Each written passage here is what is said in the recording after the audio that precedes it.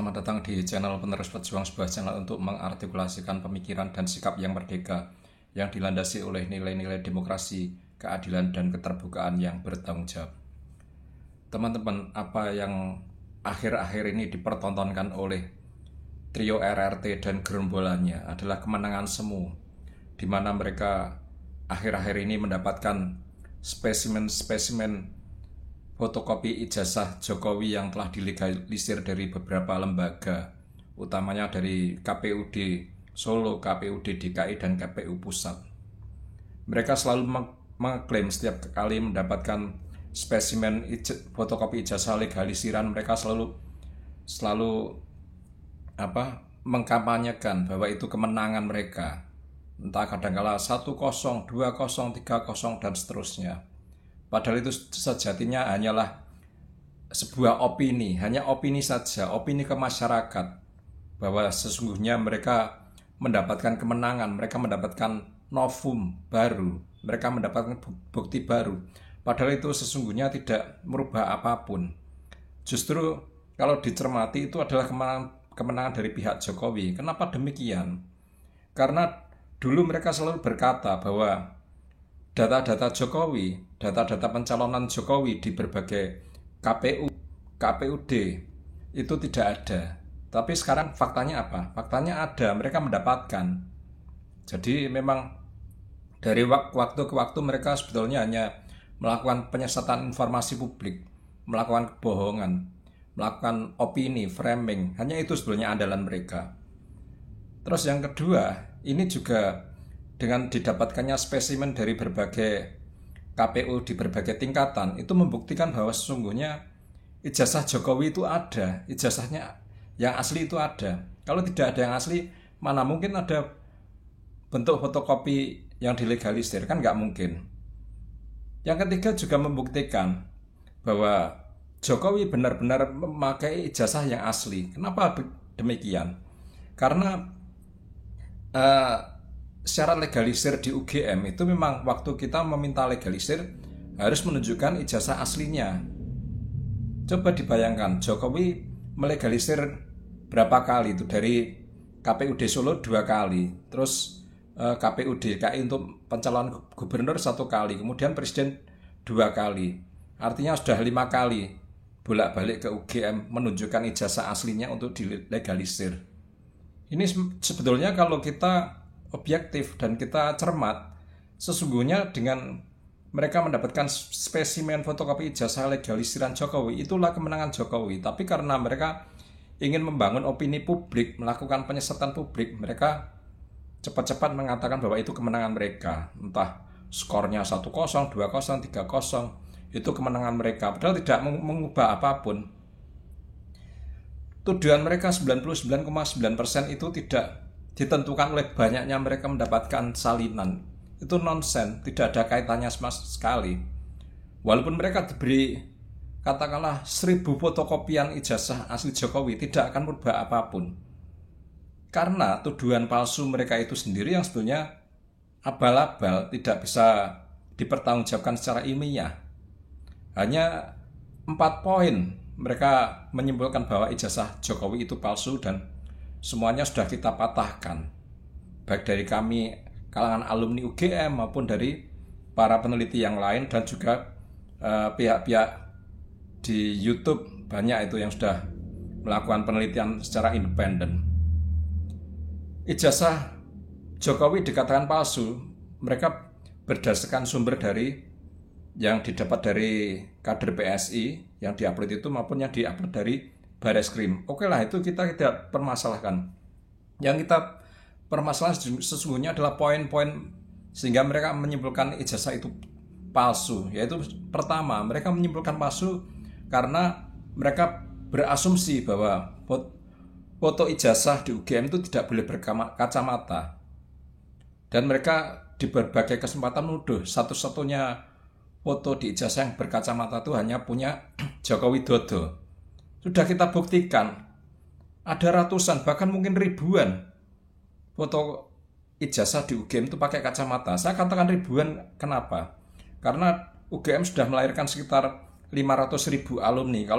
Kalau foto ijazah di UGM ada yang berkacamata sekitar 2.000, 3.000, 4.000, itu artinya sudah ribuan alumni yang foto ijazahnya pakai kacamata. Itu sudah pernah saya buktikan di konten-konten saya sebelumnya. Juga masalah stempel yang selalu mereka menuduh bahwa stempel di foto ijazah Jokowi berada di bawah foto. Itu kan ngawur. Sudah kita buktikan. Sudah dari kalangan Kagama sudah banyak yang membuktikan bahwa ternyata kita pakai source yang benar akan terlihat dengan mata telanjang bahwa sebenarnya di atas jas foto ijazah Jokowi itu ada lintasan stempel merah. Mereka tidak menemukan atau mereka cenderung menyembunyikan. Ini kan aneh. Tapi ya tidak aneh juga. Source mereka memang source yang didapat dari internet. Sedangkan dari kami, dari kalangan Kagama mendapat source yang benar. Itu ada. Terus masalah huruf tulisan sarjana yang dikatakan mencotot oleh Roy Suryo keluar dari logo UGM. Itu sudah kita buktikan bahwa tidak hanya punya Jokowi saja, punya teman-teman Jokowi juga seperti itu. Misalkan di ijazahnya Pak Andi Pramaria itu juga mencotot, tapi mereka maunya menggunakan spesimen fotokopi ijazah dari Pak Pronojiwo dan Sri Murti Ningsih yang huruf A-nya di tulisan sarjana itu cenderung masuk ke dalam dari logo UGM. Tapi mereka nggak mau menggunakan yang sama dengan Jokowi yang huruf A-nya keluar. Kita sudah membuktikan di konten yang lalu bahwa huruf A milik Pak Andi Pramaria, juga alumnus Fakultas Kehutanan tahun 1985, angkatan masuk 1980, juga mencotot keluar persis milik Jokowi. Sudah poin-poin itu sudah selesai sebenarnya. Poin-poin yang dituduhkan 99,9% palsu itu sudah selesai. Jadi itu harusnya yang menjadi fokus mereka. Percuma mereka melakukan analisa yang ngawur, tidak ilmiah. Poin-poin itu dituduhkan palsu, padahal sudah kita buktikan bahwa tidak seperti yang mereka omongkan. Sehingga ketika mereka mendapatkan spesimen fotokopi, mereka mengkampanyekan, mempropagandakan, menyebarkan opini ke masyarakat bahwa mereka mendapat bukti baru. Tidak ada yang baru. Mau difotokopi 1.000.000 kali, 1.000.000.000 kali pun nggak ada pengaruhnya. Yang berpengaruh itu penelitian mereka itu yang abal-abal. Itu sudah kita patahkan semua. Jadi ini juga masyarakat harus benar-benar jeli ya, harus tercerdaskan, jangan sampai tergiring opini mereka. Ya memang trio RRT dan gerombolannya itu sejak awal memang main di wilayah opini, di opini publik, dan mereka punya keunggulan di sana karena mereka sudah terorganisir. Ada yang di Solo, ada yang di Jakarta. Mereka setiap hari benar-benar melakukan gerakan-gerakan kemana-mana dan sepertinya memang memiliki sumber daya yang tidak terbatas. Beda dengan para pendukung Jokowi relawannya, mereka hanya tampil sesekali di televisi seperti itu. Kalau saya dan kawan-kawan dari Kagama sebenarnya dalam ranah kita membela alma mater, bukan sebagai relawannya Jokowi, tidak. Kita bukan relawannya Jokowi, kita hanya membela alma mater, di mana dalam perkara ini alma mater sudah diseret masuk jauh ke dalam. Dan kami tidak rela alma mater kami dihina-hinakan setiap saat. Harus tahu bahwa trio RRT dan gerombolannya itu memang mencari kemenangan dalam hal opini publik.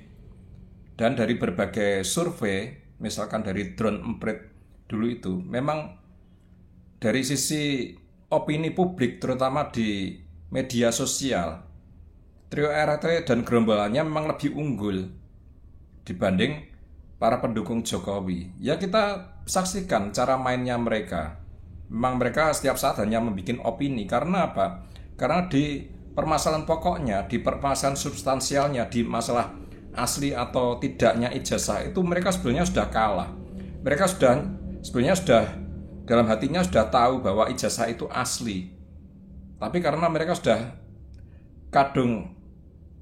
sudah terlanjur basah, mereka nyebur sekalian dan tidak akan mungkin kembali lagi. Makanya mereka merebut opini masyarakat. Sedangkan dari kelompok relawan Jokowi cenderung ingin mencari kemenangan secara hukum nantinya di persidangan, dan itu entah kapan itu, karena proses di Polda Metro Jaya juga sepertinya tidak ada titik terang hingga hari ini. Dan saya rasa pihak RRT dan gerombolannya mencari kemenangan di sisi opini publik, mencari kemenangan di sisi politik juga. Itu sebetulnya juga sangat krusial dalam perkara ini, karena kita tahu dalam sejarahnya bahwa hukum di negeri ini itu seringkali dikalahkan oleh politik. Itu yang tidak bisa dinafikan. Makanya mereka selalu menyasar minta perlindungan ke DPR, ke DPD, ke Komnas HAM, ke Ombudsman, dan lain-lain. Itu dalam rangka mereka mencari kemenangan di bidang opini dan politik. Seperti kita contohkanlah, kalau dulu kasus cicak dan buaya. Sebenarnya kasus cicak dan buaya dulu dihentikan karena mengingat kondisi sosiologis masyarakat, di mana masyarakat banyak mendukung dari sisi cicak ya waktu itu, sehingga proses hukumnya dihentikan. Dan mereka sepertinya juga mengarah ke situ. Mereka ingin sebanyak mungkin mempengaruhi masyarakat, menggempur masyarakat dengan opini-opini sesat mereka, disinformasi, sehingga nantinya proses hukum bisa mengalami hambatan dari sisi sosiologis masyarakat. Itu kayaknya yang tidak disadari oleh para relawan Jokowi, para pendukung Jokowi. Mereka hanya selalu terpancang nanti di proses persidangan, proses hukum. Ya itu memang sebenarnya yang benar seperti itu. Tapi ya itu tadi seperti yang saya katakan, bahwa ada kalanya hukum bisa diintervensi oleh politik di negeri ini. Politik menjadi faktor penting juga dalam perkara-perkara hukum. Itu tidak bisa dinafikan. Ini kurang disadari oleh para pendukung Jokowi, relawan Jokowi. Makanya narasi mereka hanya berupa pasal-pasal dan kapan mereka statusnya dinaikkan sebagai tersangka, tanpa mereka bisa bernarasi mengimbangi opini dari kelompok RRT dan gerombolannya. Mungkin hanya di sini video saya kali ini, mudah-mudahan mampu mencerahkan. Dan bila ada kata-kata yang salah, saya mohon maaf. Tetap semangat dan salam merdeka.